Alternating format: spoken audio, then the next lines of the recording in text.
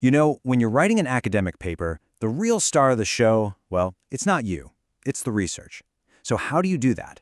How do you, the writer, pull off this kind of disappearing act so your work can really shine? Well, let's get into it. And everything we're talking about today is based on the fantastic book, Academic Writing, Simple Concepts and Easy Skills by Mohammed AbdEllah. We're going to be diving into some of his key ideas for getting that super important, objective tone in your writing. Okay, so the main idea here is something the book calls depersonalization structures. I know, it sounds a little technical, right? But the goal is actually pretty simple. It's all about removing your personal voice from your writing. And look, this isn't about sounding like a robot. It's about building credibility. Think about it. When your argument is all about the evidence, not just your opinion, it just carries so much more weight. It lets people really dig into the research itself.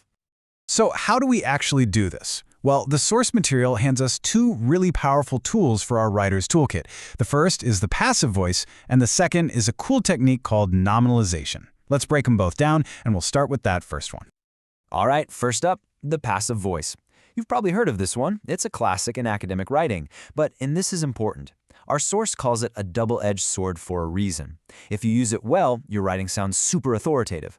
But if you overuse it, you might just end up confusing your reader. This right here shows the shift perfectly. See, in the active voice, you have we analyze the results. The focus is totally on the person doing the action, us. But watch this. In the passive voice, it becomes the results were analyzed. Boom. The we is gone. The pronoun just vanishes, and suddenly the action is the hero of the sentence. And here's a perfect example of where you'd see this all the time, the methodology section. It's like its natural habitat. The focus isn't on who did the experiment, right? It's on the experiment itself and why it was done. It just sounds direct, formal, and totally objective. Same thing here. Saying the data were collected puts all the emphasis on the process, on the integrity of that process, like minimizing bias. It's not trying to draw attention to the researchers. It's all about keeping that critical objective distance. So the passive voice kind of seems like a magic wand for objectivity, doesn't it? But, just like any powerful tool, there's a catch. So what happens when we start to rely on it a little too much? Let's take a look. Yeah, this lays it all out perfectly. On the one hand, the good edge, it's great for emphasizing the action and giving your writing that formal tone. Awesome. But then there's the dangerous edge. It can actually hide who's responsible for an action, and that can get really confusing. Plus, if every single sentence is passive, your writing starts to feel really detached and, let's be honest, kind of boring. Okay, let's put down that double-edged sword for a minute and pick up our second tool, nominalization. I like to call this one the noun shift. It's a much more subtle technique, but it is seriously powerful when you want to add formality. So what exactly is it? Well, nominalization is just the process of turning a verb, an action word, into a noun. And by doing that, you shift the focus away from someone doing something to the actual concept of the thing itself. Check out this transformation. The researchers studied. That's active. It's personal. But watch what happens when we change the verb studied into the noun a study. The sentence immediately becomes more depersonalized. The focus shifts from the people doing the work to the formal concept of the study itself. Pretty cool, right? Here's another great example straight from the book.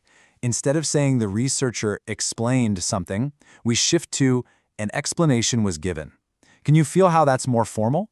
The focus is now totally on the information, not the person who's giving it.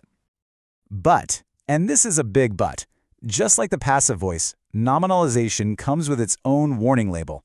If you go overboard and turn every single verb into a noun, your sentences are going to get really dense, kind of clunky, and just plain hard to read. And yeah, it can also hide who's doing what, which brings us right back to that same old problem of ambiguity. So now we've got these two powerful tools in our belt. The real secret then isn't just knowing how to use them, it's knowing when to use them. It really all comes down to the art of balance. So here's the main takeaway, the thing to really remember. Both of these techniques should be used sparingly, and always with a clear purpose in mind. You have to ask yourself, what am I trying to do here? Am I trying to add formality? Am I trying to emphasize an action?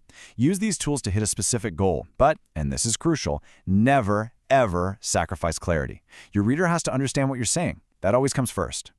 And this quote from our source, Mohammed AbdEllah, just sums it up perfectly. A sparing use. That's the key word right there. It's not about overusing it. It's not a blanket rule you apply everywhere. It's a careful, deliberate choice you make to make your writing better. So as you go back to your own projects, your own writing, here's the final question I want you to think about. Where in your work do you need to take a step back? Where do you need to pull off that writer's disappearing act and really let your research and your ideas take the spotlight?